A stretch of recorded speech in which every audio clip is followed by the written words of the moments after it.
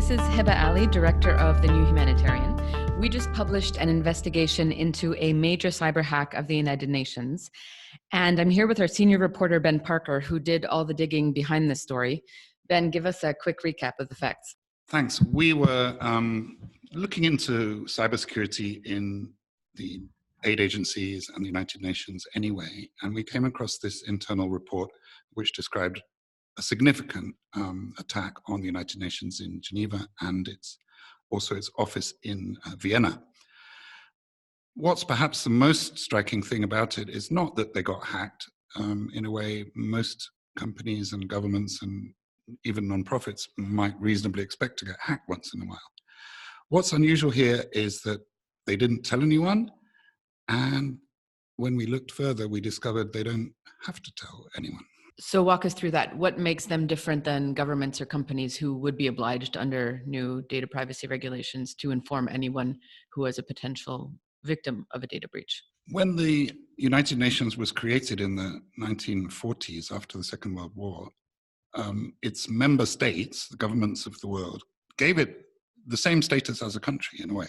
It has diplomatic immunity, diplomatic privileges, which protect it from any sort of legal proceedings. You can't sue it, you can't make claims against it, and it's not subject to the laws of any individual country. That means even though in the European Union we have the GDPR regulations, which demand a very high level of protection of consumer data, the UN is exempt. So while the rest of the public, we're becoming more and more familiar with, the cookie warnings on websites and these data breaches, being informed when your favorite app gets compromised, you get notifications. This kind of thing is not something the UN does, and it's not something it has to do, and it doesn't look like it wants to. So exactly how big was this breach, and do we know who was behind it? The machines and the servers that were compromised, according to the internal document we got, were used by about 4,000 staff at the UN. So it's one of the biggest incidents of its kind ever to have come out. We know that at least 42 servers were accessed by the attackers. And that may not mean very much, but it is a pretty big number when you think that, in fact, the number of servers counted by the UN in the whole world was in the hundreds. So it's maybe 5%-ish of the servers the UN controls, very roughly. But also it included not just trivial things like printers, but it also included the records of the Human Resource Department, the Health Insurance Service, and other services and units that we haven't been told about. Who's behind it? We don't know. The United Nations says they don't know. They have employed Microsoft and another cyber forensics firm to help them figure it out. These things tend to be very loosely blamed on one or other nation state. The level of sophistication of the attack suggests it could be a member state, but it doesn't have to be. And judging by history and previous example, we know the many states would like to get inside the UN and find out what's going on. Since we published this investigation, it has now made headlines around the world, and frankly, it's all you've been talking about for weeks in the lead up to this. Why is this such a big deal? Why is it so important? I think it's important because it looks like a cover-up. The UN says they told the IT staff and the top management, and they didn't tell others. That seems a very limited level of disclosure of something with this extent. I think people are surprised that the UN doesn't have to report, and the General Data Protection Regulation of the EU, the GDPR, has made people more and more conscious of this. And we hear about hacks all the time. Just not so long ago, we heard about the chief of Amazon being hacked on WhatsApp. We hear California has introduced new rules. So number one, I think people are shocked that the UN wasn't better at digital security. Number two, they're shocked that the UN didn't have to tell anybody. And number three, they're perhaps less shocked that the UN tried to keep it quiet. How easy was it to report, given the fact that you're saying, they were trying to keep it under wraps, to report this story? It was not easy, but the document I got was kind of a smoking gun level of detail. So it's a 20-ish page report by the cybersecurity IT person in Geneva. And it's a pretty honest stock take of where they were in the middle of the cleanup in September last year. It doesn't say exactly what was taken out of the system, but it does say all the bits that look like they were in trouble. And so that listing is quite long, and it includes very sensitive areas of work, including negotiations about the Syrian war and other tense and difficult political situations. People don't like to talk about internal matters of the UN because they're afraid of getting fired. And we're looking at a case of a whistleblower in another part of the UN who did get fired after revealing a hack. So people don't talk for good reason. But once you've got the evidence of the report by their own people, it's really a matter of making sure that you're not exaggerating. We showed it to a couple of technical people, legal people in confidence who reassured us that, yes, indeed, this was a big attack and it was significant.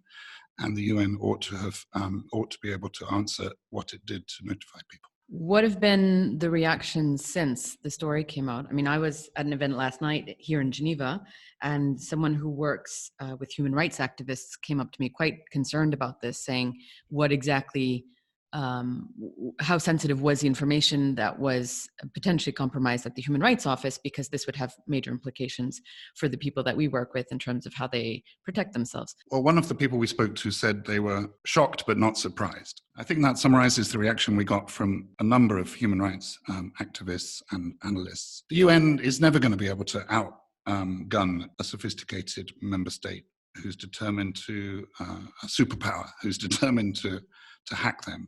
But that does demand that they have good hygiene, good basic practice that would minimize or mitigate the risk. As far as we know, the Human Rights Department of the UN was not badly hacked. However, someone did get into their perimeter, let's call it, and they did, whoever they are, manage to download the entire list of staff and what their jobs are and what their phone numbers are, we suspect. That suggests their defenses are not impenetrable, and that is sufficient to make human rights activists nervous. If you're living under an oppressive regime and you're sending in confidential reports about people being arrested or tortured or disappeared, you don't want your name floating back out to your government. And it's for that reason that even though the UN Human Rights Office was not badly penetrated, the fact that it was penetrated at all by a sophisticated hacker is enough to make a chilling atmosphere in the human rights community. So this story came up at the UN press briefing in New York yesterday. Journalists were asking the UN about it. What's been their line? Their line has been that they are under attack all the time. They handled this case promptly and effectively, and that they didn't fully answer the questions about what was taken. So there are some big gaps in their answers. They want to reassure their communities that things are not that bad. And in the case of the UN Human Rights Office, it probably wasn't that bad. They did tell us in response to questions that they had created a cybersecurity strategy in December 2019, which was almost 6 months after the attack began, which does seem a little bit like shutting the stable door after the horse has bolted. This is just the latest of a series of stories you've been reporting for months and years, in fact, about data protection in the aid space. And we've listed data breaches and other digital abuse as one of 10 humanitarian crises to watch in the year ahead. What's on your radar? What can we expect next? We expect more hacks. I think every industry around the world expects more hacks. I think ransomware is a threat that we haven't seen in the nonprofit sector. The scariest scenarios are, as I say, they're about activists and vulnerable people who have communicated with the UN or have had their records taken by the UN. And then the safety of that data, I think, is what is the most alarming to privacy advocates. I think the point here is that the UN does huge range of work on what in the commercial or the security sector would be regarded as a joke level of budget. And it's unfair to expect an understaffed and under-resourced institution to be the top of the game in this. What I think can be questioned is an attitude, a culture of keeping things under wraps and denying the seriousness when they do happen.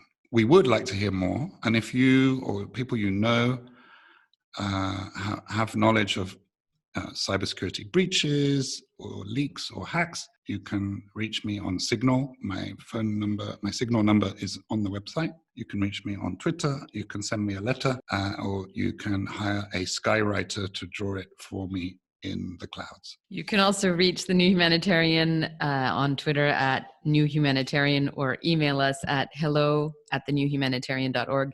Thanks for listening, and stay tuned.